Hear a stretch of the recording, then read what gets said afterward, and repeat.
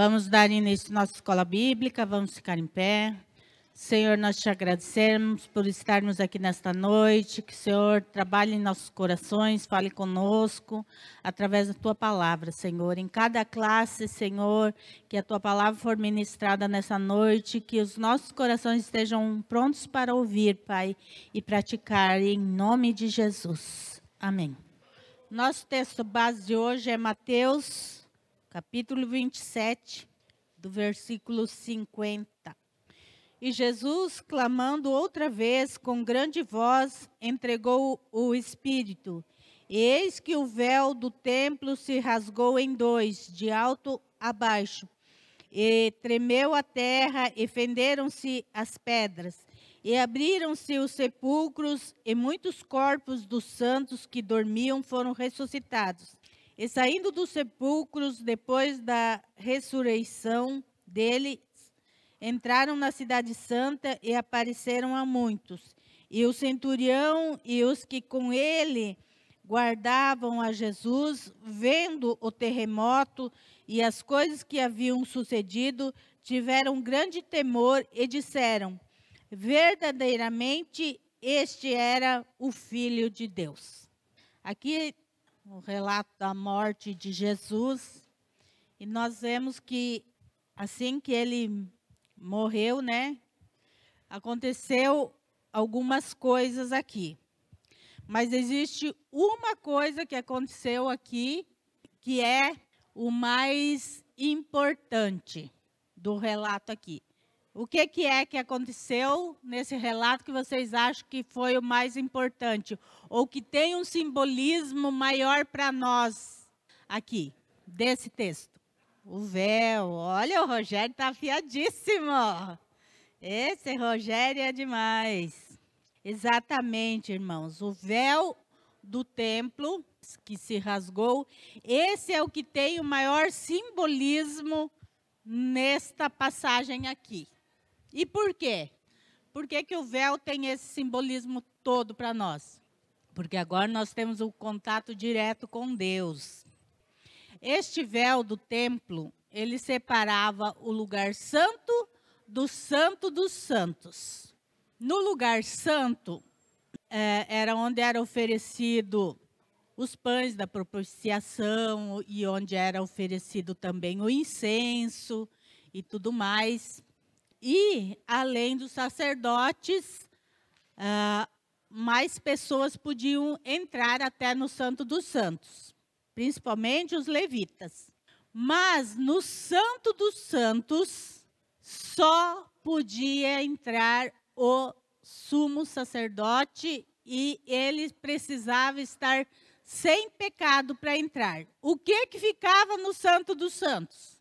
A Arca da Aliança. O que tinha dentro da Arca da Aliança? A tábua dos 10 mandamentos, a vara de Arão e o maná. Por que a arca era tão importante? Porque Deus se manifestava ali. Não é que ela só simbolizava a presença de Deus. Quando o sacerdote entrava no Santo dos Santos, Deus se manifestava ali na arca. Então, a presença de Deus se manifestava ali dentro da arca. Ali onde estava a arca. Quando Deus mandou construir o tabernáculo por Moisés, depois foi o templo de Salomão, é a mesma proporção. O tabernáculo, ele era feito para ser levado de um lugar ao outro, porque foi no período que o povo ficou no deserto, os 40 anos que ele ficou no deserto. Então, o tabernáculo era uma tenda diferenciada das outras tendas, mas ele era basicamente uma tenda que era levado de um lugar para o outro. Quando o povo parava para acampar, então era montado o tabernáculo. Depois, esse tabernáculo foi o templo de Salomão, que Davi sonhou em construir, mas Deus não permitiu, foi Salomão que construiu. Se nós falarmos hoje Nós colocarmos no Google hoje, Templo de Salomão, o que aparece? Aparece a Igreja Universal de São Paulo, né? Que eles chamaram de Templo de Salomão, fizeram mais ou menos como era o templo, né? Mas não tem nada a ver com o Templo de Salomão. Então, o templo foi construído de acordo com como era o tabernáculo, com as especificações do tabernáculo. E no tabernáculo, Deus mandou fazer uma cortina muito grossa, muito firme, muito bem produzida, que ela separava o lugar santo dos santos. Este véu que rasgou quando Jesus morreu. Ele não era um tecido frágil, irmãos. Vocês verem, quando Deus mandou construir, ele era feito de linho torcido, tal. Ele não era um tecido frágil. Ele era um tecido muito resistente. As argolas que prendiam ele na madeira eram feitas de ouro. A madeira era de acácia revestida de ouro. Era uma coisa bem, né? Não era uma coisa frágil. Por quê? O homem não tinha acesso livre a Deus. E o véu simbolizava exatamente isso. Que o homem não tinha livre acesso a Deus. Ele não tinha esse livre acesso a Deus. Então, uma vez por ano, o sacerdote entrava no Santo dos Santos. Uma vez por ano. E antes de entrar, ele tinha que se purificar. E ele tinha que oferecer holocaustos para poder entrar no Santo dos Santos. Se ele entrasse ali em pecado, ele morria. Ele imediatamente era morto. Eles entravam com uma corda amarrada na cintura e com sininhos nas vestes. Se nós formos ver, quando Deus manda fazer a veste do sacerdote, está lá o sininho da veste. Então ele entrava, se de repente... Você já imaginou, né? Uma veste cheia de sininho faz barulho, né? Então ele estava ali dentro, se movimentando, sininho tocando. Se de repente não se escutasse mais nada, aí tem alguma coisa errada aí, né? Então eles não podiam nem entrar lá, retirar o corpo. Eles tinham que puxar para fora o sacerdote morto ali. Então, por isso que este véu, e tem o relato da morte de Jesus, em que o véu se rasga, diz o texto, de cima e embaixo, quer dizer, totalmente, porque na morte de Jesus, nós recuperamos algo que foi perdido lá no Éden, que foi o nosso livre acesso a Deus. Essa comunhão, esse acesso a Deus, que o homem perdeu lá no Éden, ele só foi recuperado na morte de Jesus. Jesus, ele derramou seu sangue, nos purificando a humanidade, para nós podermos entrar no Santo dos Santos. Antes o sacerdote matava um animal, aspergia o seu sangue para poder entrar no Santo dos Santos. Hoje, nós não precisamos disso, porque Jesus, ele derramou seu sangue por nós ali na cruz. Então, nós estamos com o sangue de Cristo aspergido sobre nossa vida e nós podemos entrar no Santo dos Santos. Hoje, nós não precisamos de intermediários para chegar até Deus. Quando Deus criou o homem ali no Éden, Adão tinha livre acesso a Deus. Né? Deus vinha todo final do dia conversar com Adão. Adão tinha livre acesso a Deus. Mas com o pecado acabou esse livre acesso. E o homem só retornou a ter esse livre acesso com Jesus aqui. Então, o homem, a partir do pecado, ele sempre precisou de intermediários para chegar até Deus. Era o sumo sacerdote, fazia o sacrifício para encobrir os pecados do povo. Mas O povo em si não podia entrar na presença de Deus. O povo não podia estar na presença de Deus porque não tinha mais isso. Mas o sangue de Jesus, ele nos deu esse livre acesso à presença de Deus, sem intermediários. Hoje nós não precisamos de intermediários. Eu posso chegar a Deus livremente, aonde eu estiver. Antigamente, o povo só tinha um lugar de adoração. Era o templo, lá em Israel. Este era o lugar que o povo ia cultuar a Deus. Vocês lembram da passagem da mulher samaritana? Que ela pede para Jesus? Mas então, aonde nós devemos adorar? Em Jerusalém ou no monte? O que Jesus responde para ela?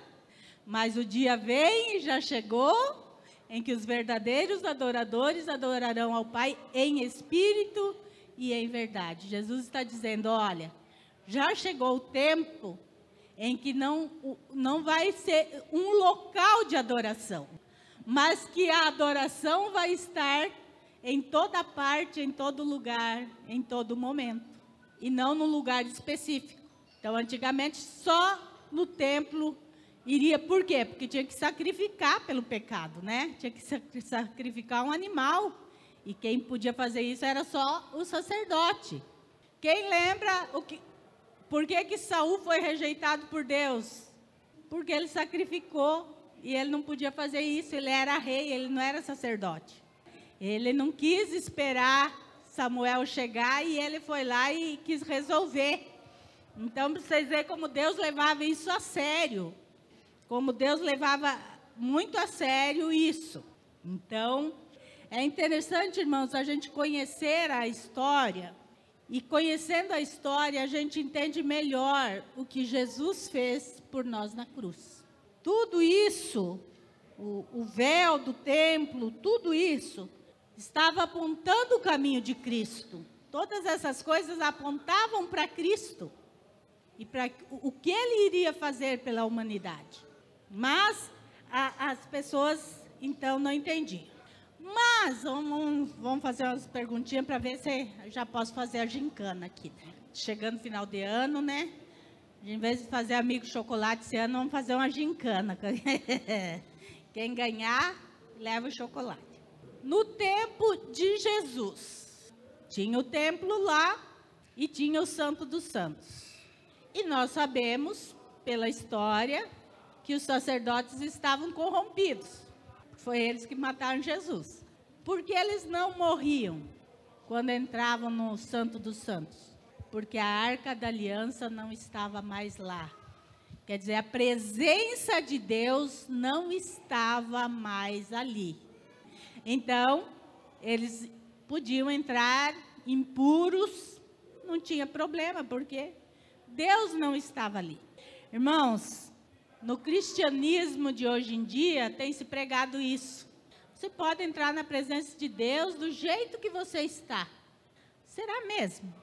Será mesmo que Deus aceita o meu culto em pecado? A minha adoração em pecado? A minha oração em pecado? Será mesmo que Deus aceita? Será que Deus mudou? O sacerdote não podia entrar em pecado na presença de Deus, porque ele morria instantaneamente.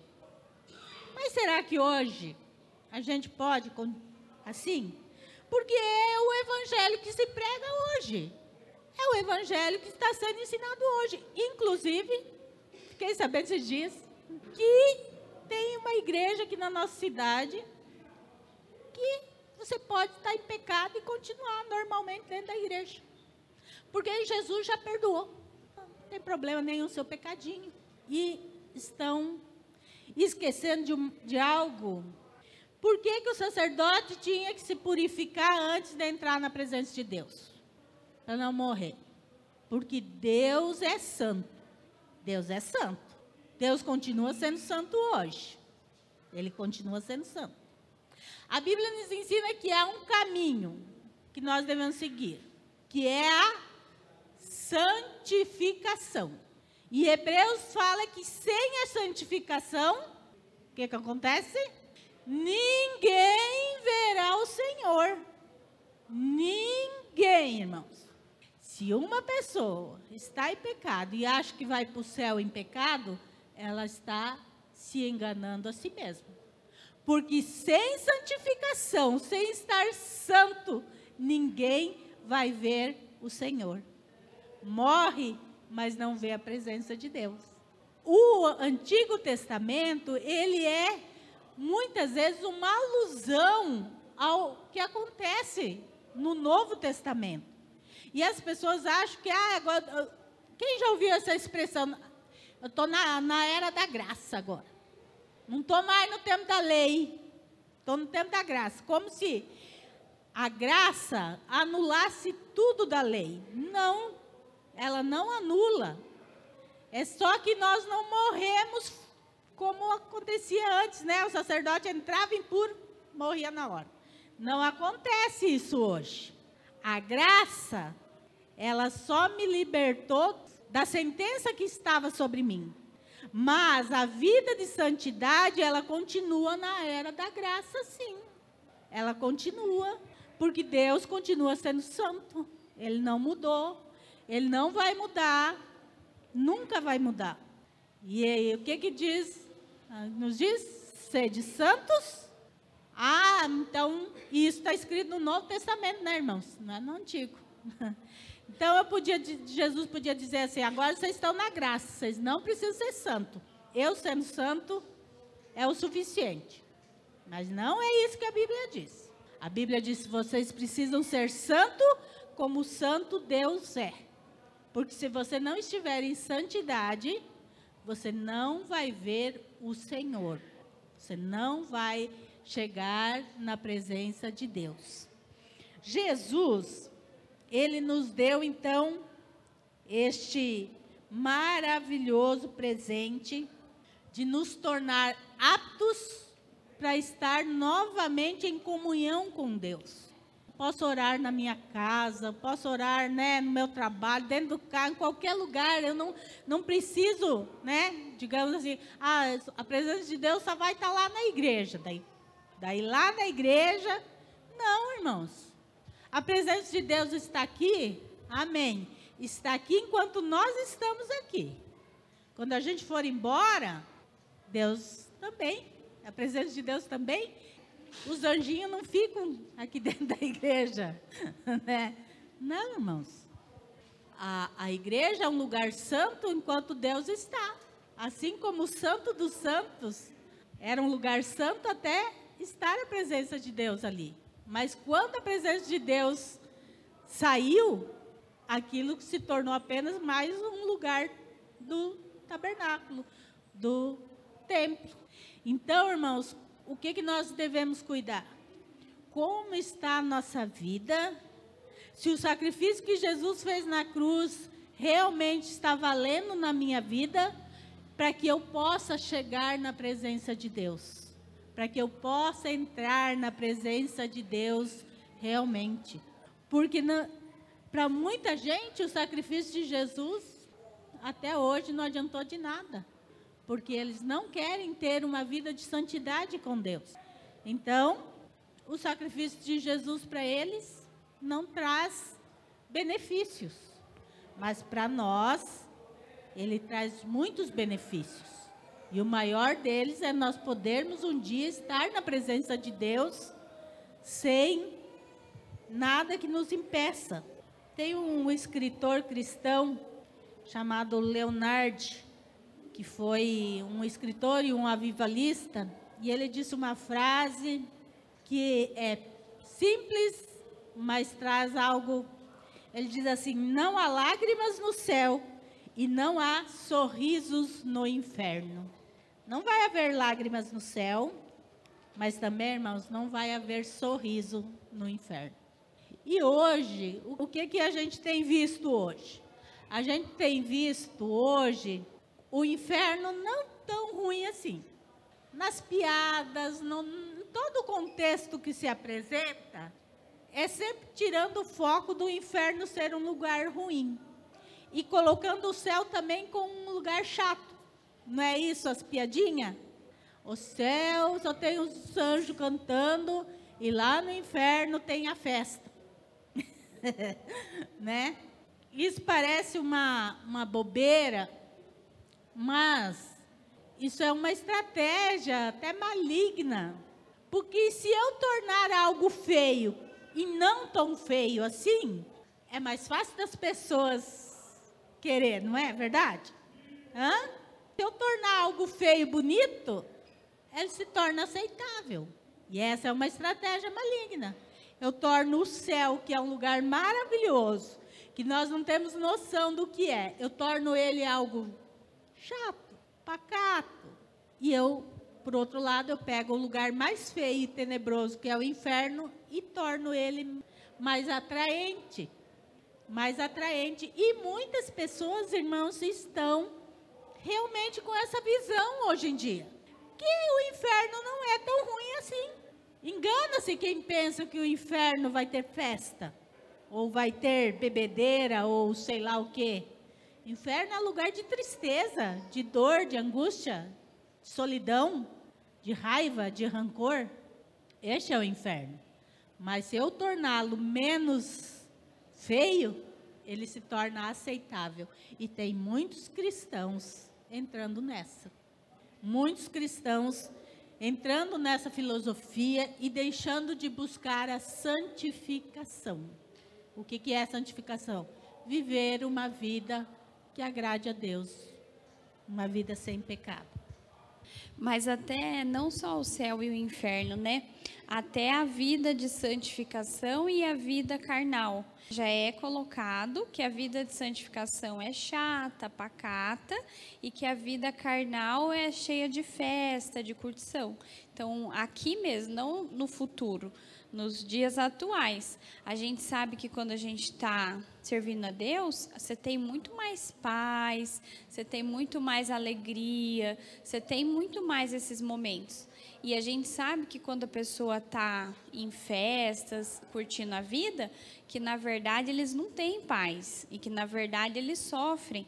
Só que vence uma imagem de que o crente só não tem uma vida feliz e que quem vai nos rodeios, nas festas e bebe e tal, tem uma vida feliz, que na verdade é ilusório, é enganação. Você conversar com essas pessoas, você vai ver que eles não são felizes. Então já hoje já faz essa inversão, né? Em Lucas 15, 7, fala lá, digo-vos que assim haverá alegria no céu por um pecador que se arrepende. Então aqui já é uma prova que não é pacato, lá é alegria no céu, né? É interessante, né? Porque nós vemos as pessoas olharem para nós e dizer assim, que nós somos pessoas que não aproveitam a vida. Entre aspas, é isso, né? A gente não sabe aproveitar o bom da vida. Qual é a doença do século? Depressão. Essa é a doença do século. Mas se a vida lá fora é tão boa, não devia ser, né, irmãos? Se fazer festa, cometer pecado é tão bom, não devia ser essa doença mais, né? O maior índice de suicídio hoje é entre os jovens, que não deveria ser, se lá no mundo é tão bom. Porque o jovem é o que mais aproveita, né? As festas, as coisas do mundo, é o jovem. Nós velhinhos assim, né? Já não tem muita disposição para ficar de pé, dançando, né? Eu vi um meme esses dias, falei para o Fernando, é o meu. Esse é o meu. Vamos, aonde? Tem lugar para sentar? Tem lugar para sentar. Não tenho mais idade de ficar de pé, não. Então, é isso. Quem mais aproveita a vida é o jovem. Mas o maior índice de suicídio é entre os jovens. Então, o mundo, ele está sempre tentando mostrar que é uma maravilha aquilo que não é. Por outro lado, dentro da igreja, nós vemos jovens transformados por Deus. Jovens com uma outra visão dentro da igreja. Jovens que buscam a Deus de todo o coração e não tem ideia de suicídio. E não tem ideia depressão e essas coisas. Momentos de tristeza, todos nós passamos, pelas circunstâncias da vida. É diferente você ter um momento do que você viver naquilo.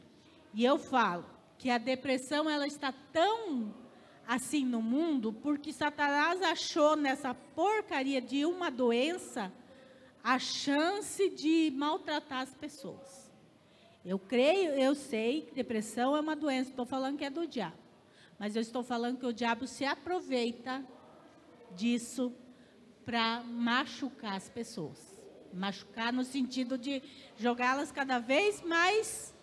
Jesus, ele nos dá uma paz que diz que excede o entendimento. Essa é a paz que Deus dá. Por que excede o entendimento? Porque se muitos de nós aqui, ou eu, for contar para vocês os problemas que eu estou vivendo, eu estaria chorando. Não é verdade, irmãos? A gente ficaria dentro de um quarto, trancado, chorando, o dia inteirinho. Mas por que a gente não fica? Porque essa paz, que excede o nosso entendimento, reina em nós. E nós nem só ficamos trancados dentro do quarto, ainda rimos dos nossos problemas. Né? A gente faz piada com a gente mesmo. Né? Por quê? Da onde vem isso? Isso vem de Deus, irmãos. Porque a nossa capacidade sozinho não é essa. Sozinho a gente não consegue enfrentar as dificuldades. A gente sucumbe a elas. Né? A gente mas não. Mas Deus, o seu Espírito Santo que habita em nós, ele consegue nos dar esse refrigério para que a gente consiga passar pelos momentos difíceis e não ficar nesses momentos difíceis. Então, Satanás, ele coloca que o mundo é um lugar de paz e a igreja é um lugar de sofrimento. E nós sabemos que é exatamente o contrário, né? O mundo é um lugar de opressão, de tristeza, de angústia, e aqui nós vivemos, né? Nós não precisamos de subterfúgios para ser feliz. Nós não precisamos de uma droga, um álcool, alguma coisa para rir, para ser feliz, né? A gente não precisa disso. A gente é feliz sem nada disso. Não que a gente não passe por momentos difíceis. Claro que passamos. E aí a Bíblia, e Deus é tão maravilhoso, mas tão maravilhoso, irmãos, que Ele ensina a gente assim, ó, chorai com os que choram. Então a igreja, ela é um lugar de acolhimento. É o lugar em que um irmão sente a dor do outro, que a gente chora com o problema do irmão, a gente não vai acusar o irmão pelo problema que ele está vivendo, mas a gente vai dar o ombro para ele, vai chorar junto com ele e vai fazer algo extraordinário, que é orar por ele. E que vai fazer a diferença na vida da pessoa.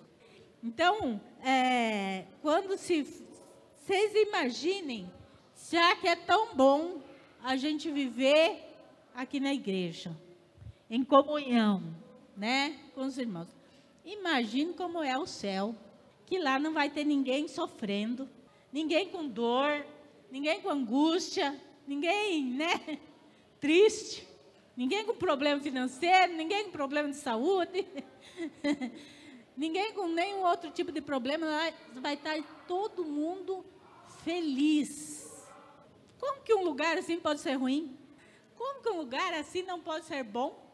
Por outro lado, o mundo não é nem um terço, nem um grãozinho do que vai ser o inferno. O inferno é lugar de dores. Lá não existe ninguém amigo de ninguém. Lá não vai ter festa, não. Lá a Bíblia diz que haverá choro e ranger de dentes. Irmãos, esse sentimento que nós temos, eles vêm de Deus. Os sentimentos nobres que nós temos, eles vêm de Deus, que é amor, que é alegria, que é bondade, que é paz. Esses sentimentos, eles vêm de Deus. Eles não vão estar no inferno. Não vai haver bondade no inferno. Não vai haver alguém querendo te ajudar lá, para você sofrer um pouquinho menos. Não. Lá no inferno só vai haver sentimentos ruins, de ira, de raiva, de ódio. É esses sentimentos que vai ter no inferno. Então não há como um lugar desse ser bom ou ser atraente. Mas Satanás, ele quer mostrar que não.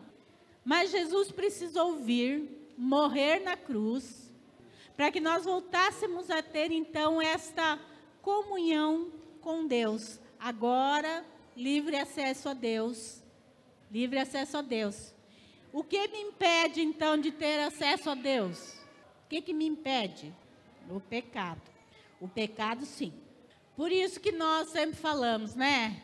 Primeiro, a oração nossa deve ser confessando pecado. Não adianta você dobrar seu joelho e orar 1 hora e não confessar o seu pecado para Deus.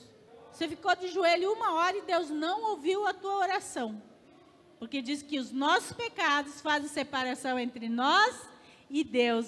E faz com que Ele não nos ouça. Então, não adianta ficar 1 hora, 2 horas.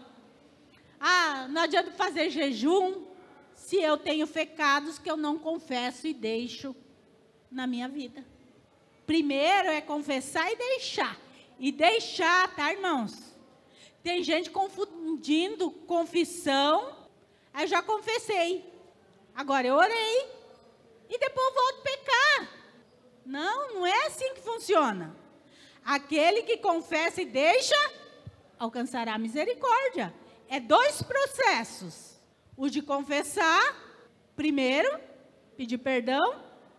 E o deixar o pecado.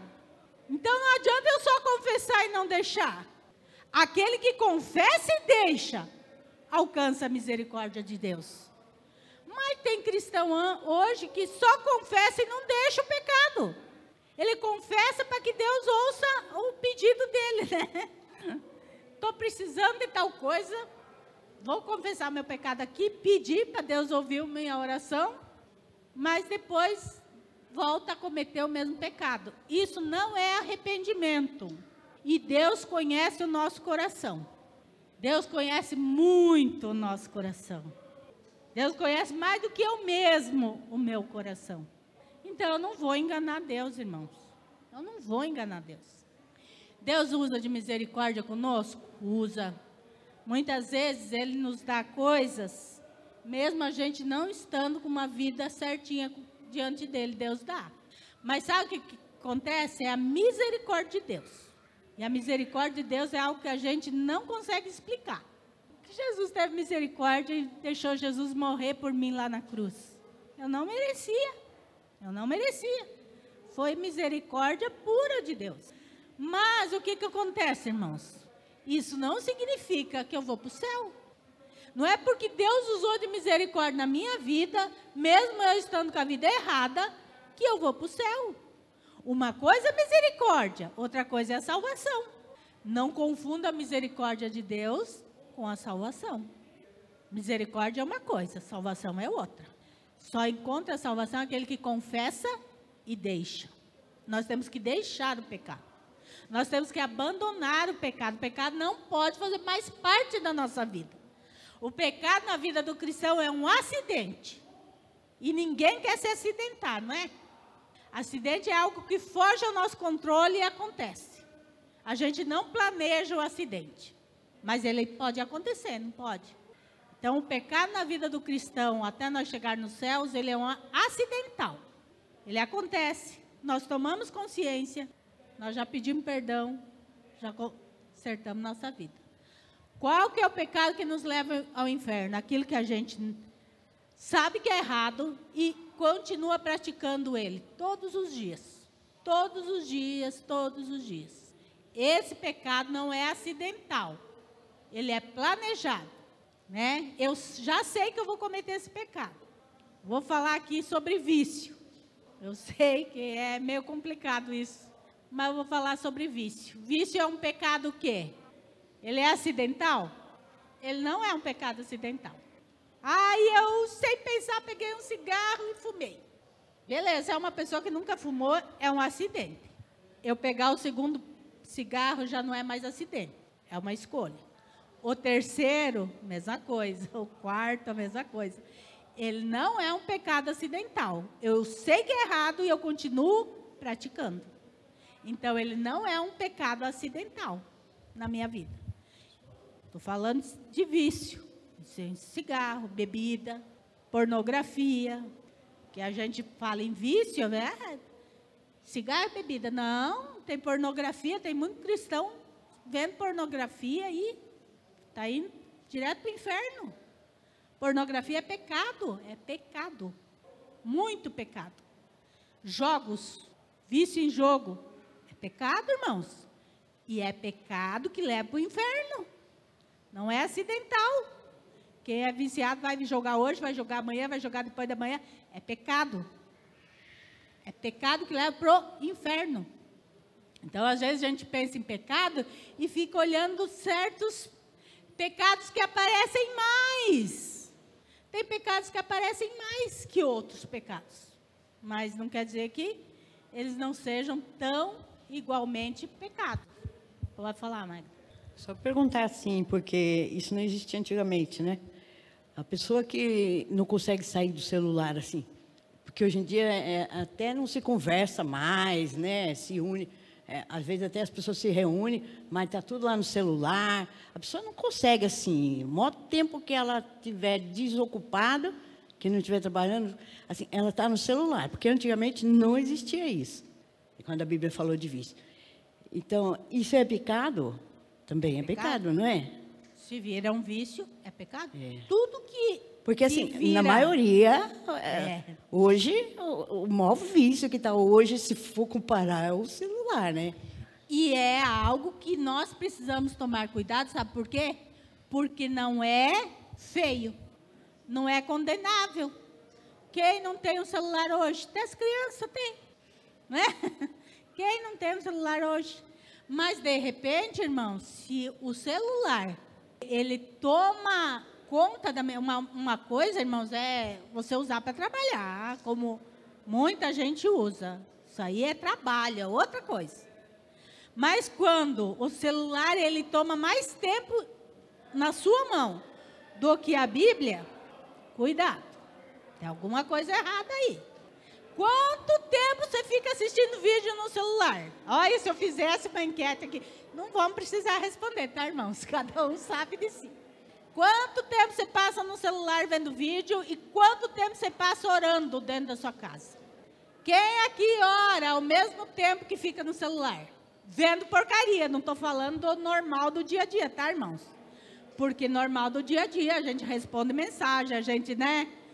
Isso aí é o nosso dia, faz parte da nossa vida hoje em dia, né? Já é natural isso. Mas assim, irmãos, como a Magda falou, tem famílias que nem conversam mais, não tem mais diálogo por causa do celular. O que é mais fácil acontecer no celular hoje? Pornografia. Irmãos, é difícil falar esses assuntos, mas eu tenho que falar porque tem tido muitas questões no meio cristão sobre pornografia. Hoje, até uma criança pode ver pornografia na internet, infelizmente. Tem como os pais controlar? Tem. No próprio celular tem como você... A Ju baixou no tablet do Arthur. Ele não pode instalar nada lá sem a Ju saber. Porque o Arthur mexer lá, chega a mensagenzinha no celular da Ju lá. Então, ela está sempre monitorando. Mas o que acontece hoje? Você vai no Facebook, irmãos, sempre tem fotografias lá, tem umas moças que se acham lindas, maravilhosas e postam coisa lá, né? Irmãos, antigamente, o homem se excitava como? Como que o homem se excita? Nós somos adultos aqui, irmão, para falar. O homem se excita pela visão. Ele vê e ele se excita. Essa é a verdade, irmãos. A mulher, não. Não era. Já está distorcido também. Até pouco tempo atrás, só existia revista para homem, né? Revista adulta. Porque a mulher ela não se excita pela visão.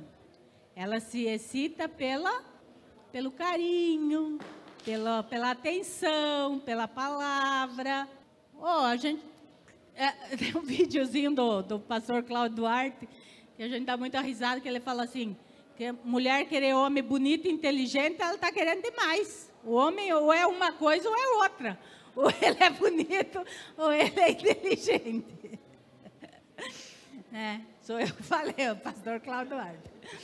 Mas é assim, por que a gente vê às vezes um mulherão lindo, maravilhoso, com um homem que não é tão bonito assim, né? A gente vê muitos assim. Por quê? Porque a mulher não se excita pelo olhar. Não é a aparência que chama atenção. É o cuidado, é o carinho, é a palavra. Isso sim. Agora o homem não. O homem se excita pela visão. O homem viu pornografia, passou, opa, deixa eu dar uma olhadinha. E hoje em dia está muito acessível isso. Muito acessível. Antigamente era mais difícil o acesso, hoje não. O que aconteceu? Satanás tem mudado também isso nas mulheres. Hoje existe revista de homem pelado por aí, para a mulherada. Também é uma distorção que Satanás está trazendo para as novas gerações. Para a geração onde que vai atacar isso aí? Nas crianças, irmãos.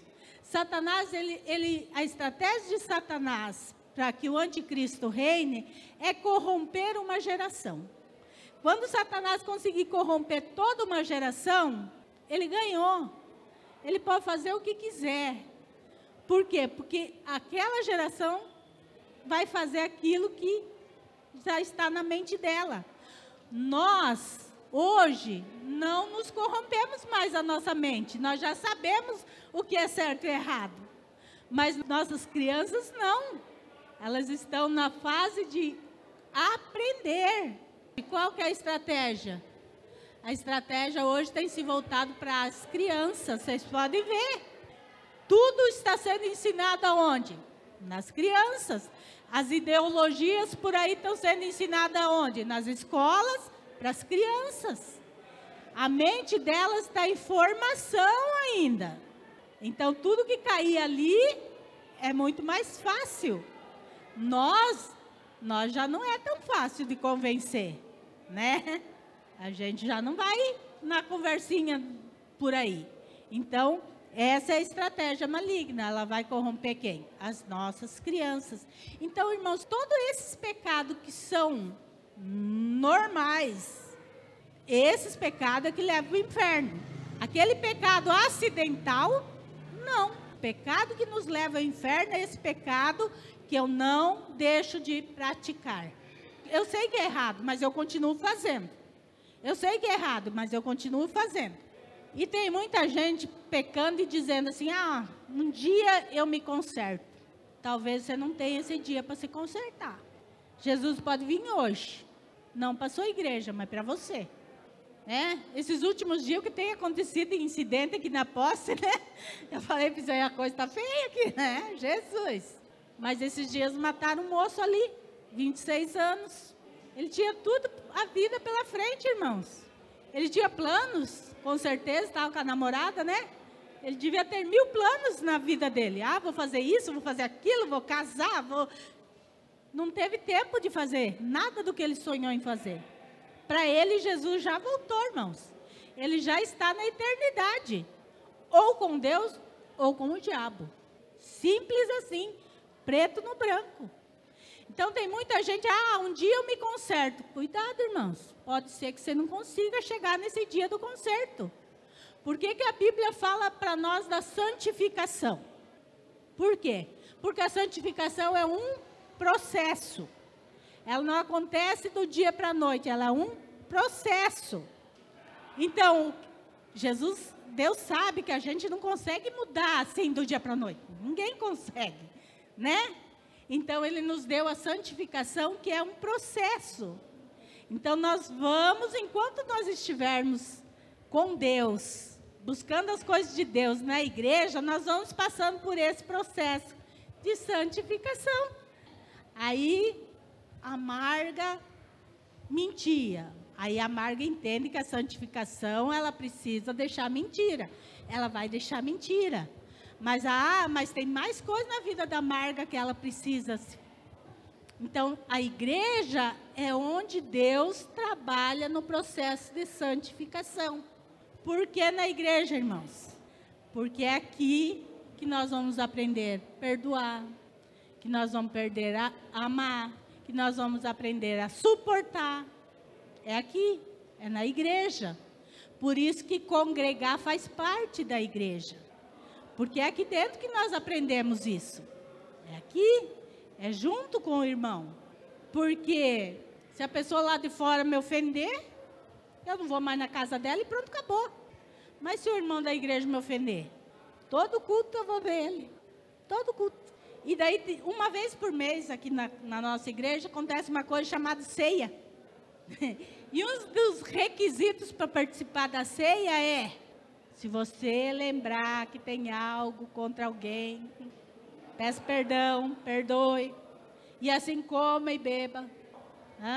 Ao menos na ceia, né, a gente vai ter que olhar e dizer, preciso perdoar aquele irmão, não vai ter jeito, porque se eu participar da ceia indignamente, sou eu que me ferro, né? Não é nem o irmão. Então, irmãos, entende por que o congregar é importante? Porque nós somos moldados. Eu vou ter que perdoar o irmão que me ofendeu. Vou ter que perdoar, sim. E quer saber, irmãos? O perdão, ele não é fácil. Mas ele é maravilhoso quando a gente aprende a perdoar. Nós ensinamos para os nossos filhos, e agora estamos ensinando para o Arthur, a sempre pedir perdão. Não é desculpa, irmãos, é perdão.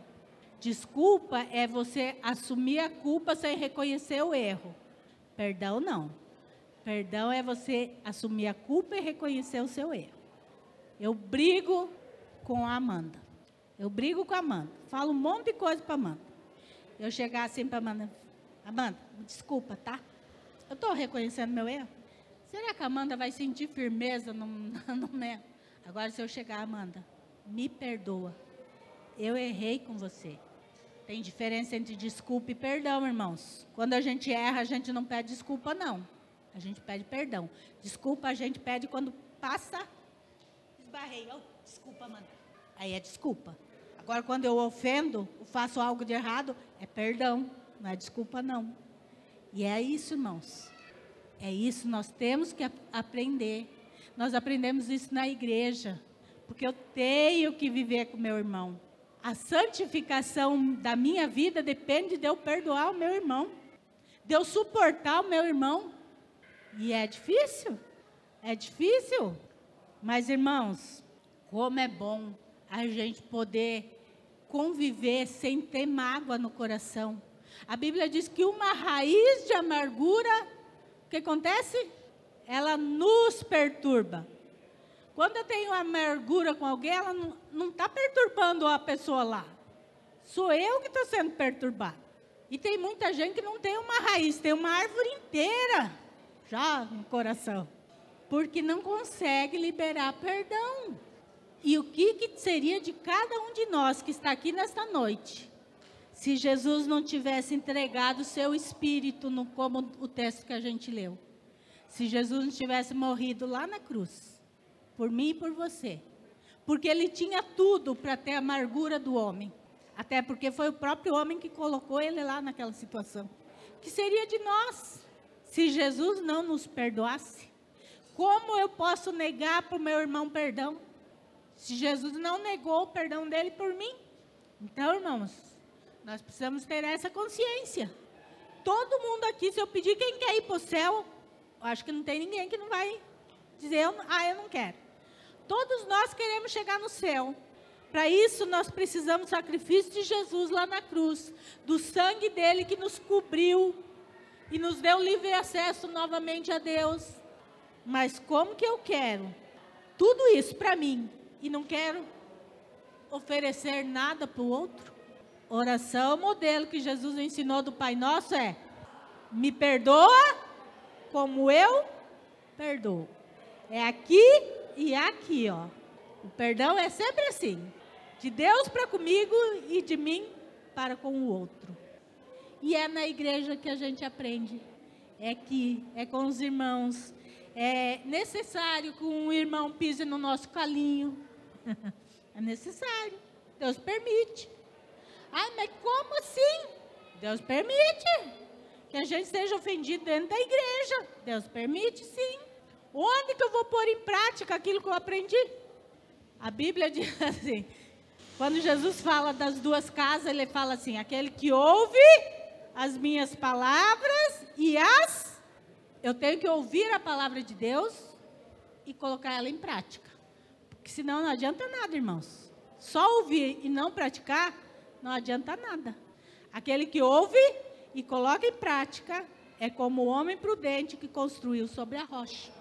Então, nós precisamos ter essa certeza dentro de nós.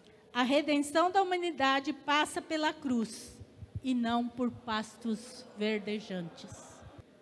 A redenção da humanidade não foi festa, foi cruz. Não foi sombra boa e água fresca, foi cruz.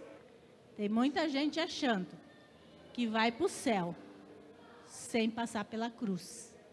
Não vai passar, não vai. Vamos colocar em pé, vamos orar. Senhor, meu Deus, nosso Pai, muito obrigado, Senhor, pela oportunidade de estarmos aqui, Senhor, para aprender a Tua palavra. Senhor, nos livra das tentações do mundo, Senhor, para que nós não caímos em pecado, Senhor. Senhor, que a gente possa andar segundo a Tua vontade para atingirmos a santidade, Senhor, e buscarmos estar ao Teu lado, Senhor, em nome de Jesus Cristo. Senhor, abençoa as pessoas que estão aqui, Senhor, e também as que não puderam vir, Senhor. Que nós possamos ir embora para casa com a Tua paz, Senhor, em nome de Jesus. Amém.